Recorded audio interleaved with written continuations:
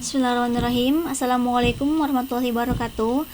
Saya Nabila Raudo di sini akan mempresentasikan mata kuliah filsafat ilmu mengenai struktur ilmu pengetahuan.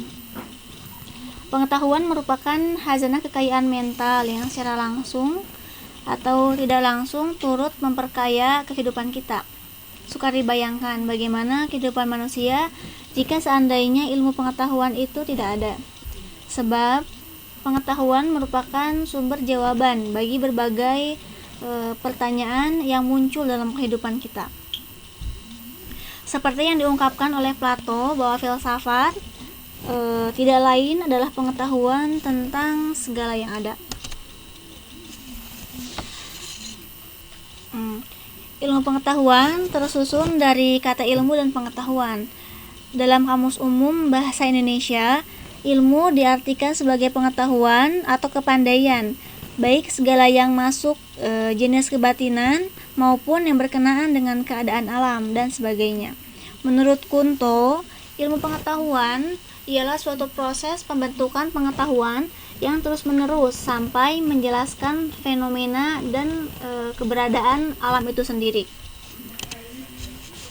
Kemudian ciri dari ilmu pengetahuan yang pertama yaitu sistematis, kemudian keumuman,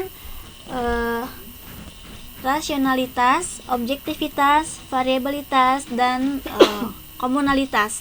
Yang pertama yaitu sistematis.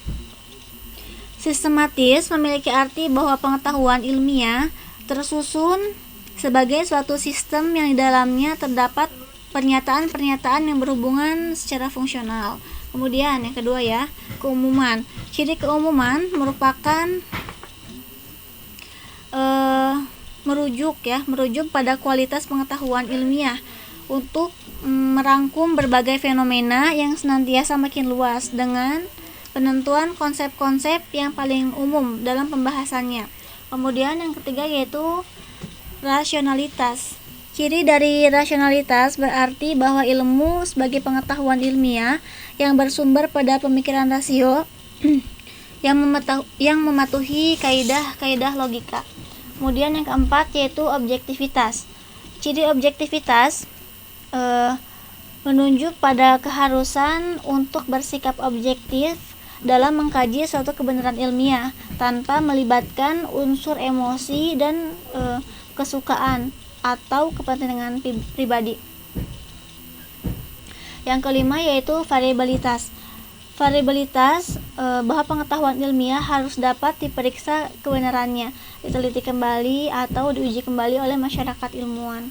Yang terakhir yaitu komunalitas. Ciri komunalitas mengandung arti bahwa ilmu merupakan pengetahuan yang menjadi milik umum.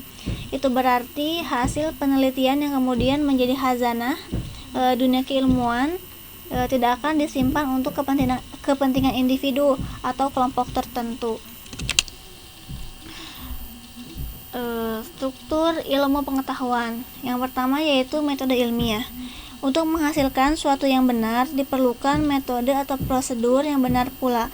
Metode ilmiah merupakan prosedur dalam mendapatkan pengetahuan yang disebut ilmu. Jadi ilmu merupakan pengetahuan yang didapatkan melalui metode ilmiah. Kemudian hipotesis. Hipotesis berasal dari dua kata yaitu hypo yang artinya di bawah dan tesa yang artinya kebenaran. Kalimat tersebut kemudian cara menuliskannya disesuaikan dengan ejaan bahasa Indonesia menjadi hipotesa dan berkembang menjadi hipotesis. Jadi hipotesis adalah pernyataan sementara tentang yang diajukan dalam bentuk dugaan atau teori yang merupakan dasar dalam menjelaskan kemungkinan hubungan tersebut. Kemudian yang ketiga yaitu data informasi.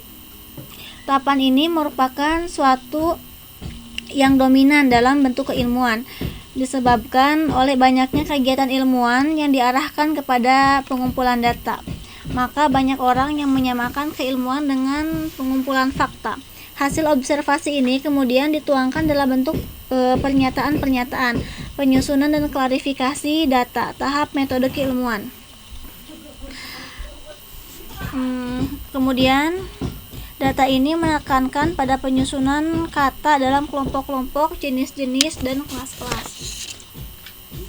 Yang keempat yaitu evaluasi. Evaluasi adalah proses berkelanjutan tentang pengumpulan dan penafsiran informasi untuk menilai keputusan-keputusan yang dibuat dalam merancang suatu sistem pengajaran. Evaluasi dalam hal ini adalah menarik kesimpulan yang merupakan penilaian apakah sebuah hipotesis yang diajukan ditolak atau diterima gitu. Kemudian yang terakhir yaitu paradigma.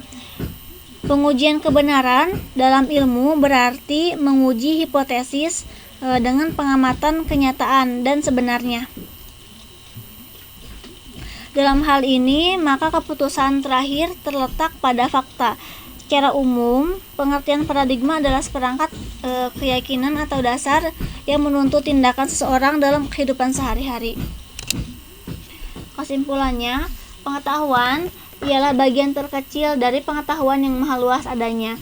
Sukanto berpandangan di mana ilmu merupakan pengetahuan yang tersusun sistematis dengan menggunakan kekuatan pemikiran. Kemudian pengetahuan di mana selalu dapat diperiksa dan ditelaah atau dikontrol dengan sikap kritis oleh setiap orang yang mengetahuinya. Ciri pengetahuan yaitu sistematis, bersifat umum, harus rasional, bersifat objektif, dapat diperiksa kebenarannya dan komunalitas. Kemudian struktur ilmu pengetahuan diantaranya yaitu menggunakan metode ilmiah untuk menghasilkan sesuatu yang benar. Diperlukan metode atau prosedur yang benar pula. Adanya hipotesis yaitu pernyataan sementara tentang yang diajukan dalam bentuk dugaan atau teori. Adanya data informasi dan juga adanya evaluasi atau proses berkelanjutan tentang pengumpulan dan penafsiran informasi untuk menilai keputusan-keputusan yang dibuat dalam merancang suatu sistem pengajaran. Yang terakhir ialah paradigma, yaitu pengujian kebenaran dalam ilmu, berarti menguji hipotesis dengan pengamatan kenyataan yang sebenarnya. Baik, mungkin cukup sekian dari saya. Wabillahi taufiq wal hidayah. Wassalamualaikum warahmatullahi wabarakatuh.